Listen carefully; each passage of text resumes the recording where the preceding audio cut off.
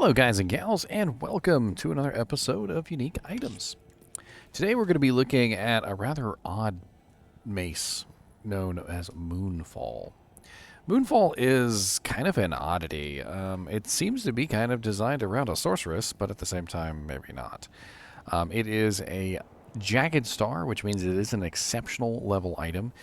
It is level 42 requirement, which means that you are kind of gonna have to find this around the beginning of Nightmare difficulty. It's a strength requirement of only 74, which is not too bad, and has a relatively high durability of 72, which does mean that it will be relatively nice for maybe a Zealer or a Frenzy Barbarian, somebody who might not necessarily want their weapon to break all the time. We have a 5% chance to cast level 6 Meteor on striking, which is a relatively low percent chance. It is a chance to cast ability, and it can actually receive synergy bonuses. So if you did have max fire mastery, if you did have three synergies for Meteor, which are Firebolt, Fireball, and Inferno, you would actually be able to beef up the level 6 Meteor on this particular item. The problem is that at level 6, it's relatively low damage. Meteor at level 6 only does about 214 to 247 fire damage on impact, and it does 84 to 107 fire damage over a couple seconds. Now, if you had maximum synergies, you would be dropping meteors pretty regularly with a 5% chance, but it's not going to be so massive that you're going to see them like 10 or 12 meteors on a target. It's probably going to be like maybe 1 or 2 meteors per kill or something like that, depending on how fast you kill the targets, which is kind of not the greatest. Now, Moonfall also has some other interesting abilities on it. It does have 150% enhanced damage, which does make it relatively nice physically for a level 42 character with 60 to 92 damage. And it does vary from 120 to 150%, so it varies by 30%, which isn't a huge variable. We also get an added 10 to 15 damage, which is just added straight on top. And then we also get a 55 to 115 fire damage added in there too. And as you can see, there's a lot of fire damage going on here. We've got the Meteor fire damage. The Meteor has the burn attached to it. We've got the fire damage added to the weapon. And it also has some Meteor charges as well. We also have the magic damage reduced by 11, which is a pretty large amount of magic damage reduced by. That means that any magic damage that comes in will get reduced by 11 damage straight off the top. So, like for instance, if somebody hit us with a 100, fire damage ability, a fireball or something, we would just take 11 damage right off of the 100, and then it would come in as a lot less. This works really well for low damage attacks. I've noticed that like if somebody hits you with a fire bolt, it only does like 20 damage anyway. 11 damage off of 20, it means there's only 9 left, and usually resistances and stuff, and it can take care of a lot of the other values, especially if you have any kind of absorption. We also have +2 to light radius, which is negligible. Level 11 meteor charges, 60 of them, which is a lot of level 11 meteor charges. And let's quickly look at what level 11 meteor does.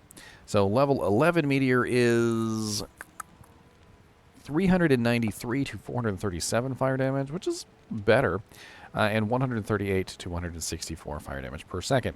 So if you were a non-sorceress and you were to use this, that's how much damage you would get. If you were a sorceress, you would get synergy bonuses. So if you had fire mastery or any of those other abilities, it could definitely come in handy with this. On top of this, we also get 50% enhanced damage to Undead, which is a off-weapon ED and is not to be confused with the on-weapon ED. They're two completely different variables. On-weapon ED is very, very effective, and off-weapon ED is much less effective. So don't confuse the two together. Now, the ethereal version also is very nice at 85 to 130, but unfortunately there's really nobody that can use the ethereal version because the ethereal version is, of course, a mace class, and there's no mercenaries that can use a mace class item. Which means that if you wanted to use this, you'd probably have to put a Zod rune in it, just in general. Now, there are some other kind of odd alternatives. You could potentially use this on maybe like a Blade Fury Assassin for a little while, just simply to get the Meteor procs. Blade Fury can proc on striking, but it cannot proc on attack. So you could get Meteors with your Blade Fury. The fire damage would also translate through, and the Blade Fury ability does not burn durability. So you could potentially use this on a Blade Fury Assassin with, at level 42. It could be interesting. There may be better choices than this, but it's an option. Now, we can upgrade this to the elite form, and I'd like to do that real quick just to see kind of what kind of damage this would get. It is, of course, going to go to a Devil Star, which is the elite version.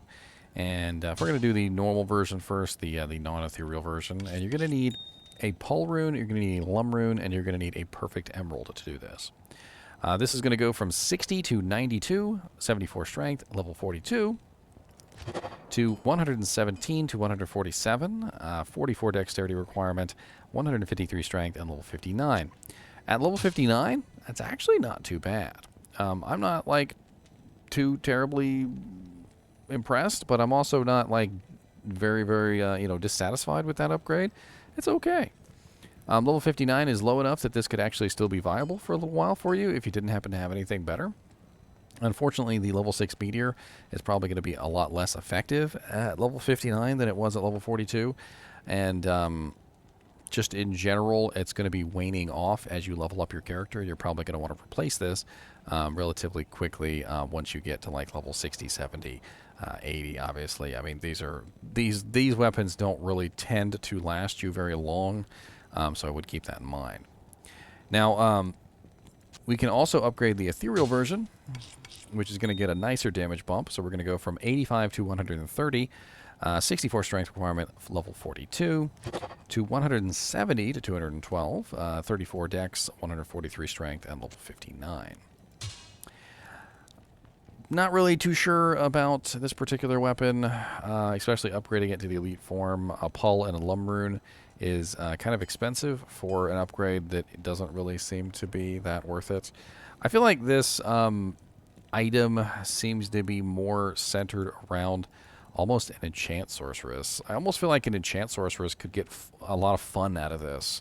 Like build an enchant sorceress, upgrade it, turn into a bear maybe with a beast or something, and then just wail on targets with with your high level enchant.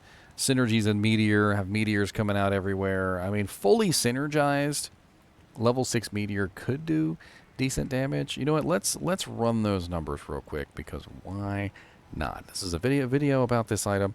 I feel like running those numbers is probably a good idea. So if we take a look at our skill tree, we can reliably see how much damage we're getting. So we're getting 5% for Firebolt and 5% for Fireball. So we're getting a total of 5% fire damage per level for each skill, times 20. So 5 plus 5 is 10 times 20. So 10 times 20 is what, 200% increase. And then we also get, let's see here, Inferno Damage. So, we could probably just do this on the character. Let's do it on the character, shall we? So, let's go ahead and reset our character real quick. Let's go down to Meteor. All right, and then we're going to level up Meteor to level 6. There we go. We've got level 6 Meteor. And then we're going to get hard points into Fire Mastery, because we would probably also be leveling up Fire Mastery to max if we were Enchant Sorceress. We're going to level up Firebolt and Fireball to maximum. And at level 6, we are looking at 1,702 to 1,964 damage per hit. Also with an average fire damage of 245 to 313 per second. That's actually not terrible. It's a 5% chance to cast, though, which is relatively low. But let's go play around with it, and let's see kind of like what kind of damage we could somehow get out of this. So we're going to obviously have to build up our strength high enough so that we can utilize this, as well as our dex. I was looking at the wrong stat. Let's go ahead and use this one. And then we're going to go ahead and put in the rest of our points into Vitality, just so we don't die. It would be nice if we had a shield laying around. And I do not have a shield laying around. Look at me. Smart. Now, sorceresses, unfortunately, don't have a lot of abilities that will increase their attack rating, but they do have Enchant, which is definitely a nice one. And as you can see, when you enchant, the star goes into that nice horrible red figure. You get a huge amount of fire damage added to your attack, and of course you can also utilize that fire damage in various ways. You could fire a bow. You could use like guided arrow from a Widowmaker. Or you could just simply attack things, or you could become a bear. You know, there's a lot of different ways that you could utilize something like this. This is unfortunately normal difficulty because this character was never actually enabled to go to hell. But I would like to see if I could get the Meteor to proc at least one time, just for the fun of it. And of course my mercenaries over here murdering everything. How dare you? How dare you? Unfortunately, I do feel like 5% is just a little low to actually build a character around this effect. There are other items in the game, though, that do have Meteor procs on them, and you could potentially have multiple Meteor procs coming from multiple different items. The only downside I see to this is that there is a delay on Meteor, and the delay on Meteor is going to trigger even with the chance to cast ability. And I don't know if a lot of people actually know that about Meteor, but it does actually proc with chance to cast abilities. So you won't be able to cast it in really, really fast succession, even if you had multiple items with Meteor procs, just simply because the delay on Meteor, which is a relatively long delay, essentially precludes that. And at some point or another, you have to ask yourself, would it just be better if I was just casting the spell myself? Because, well, you know, that would definitely be a little bit better than just simply... Man, Mr. NiNi's always messing up my shirt. I just looked at the camera and I'm like, dang, my shirt's all disheveled. Disheveled. That's what I would call it. Disheveled. I mean, as you can see, we've already killed several monsters here, and I haven't gotten one Meteor proc the entire time. And this is something that you're probably going to notice if you use this weapon, is that, oh, there we go. There's our first Meteor proc in the entire time. So as you can see, the Meteor hits, we get the nice fire damage, and then it's gone. And it's not exactly something that you could, like, build a character around. Unlike a lot of other items, like Windhammer Ogre Maul, which has 25% chance, or... you know, there's quite a few items in the game that have relatively high % chances of items. Like, I just recently went over the Earth Shifter Thunderball, which has a, I think it's a 25% chance of fissure. All very interesting ways that you could potentially build a character, but it's just not something that I think would actually work out very nicely, considering that I could just literally just cast the spell.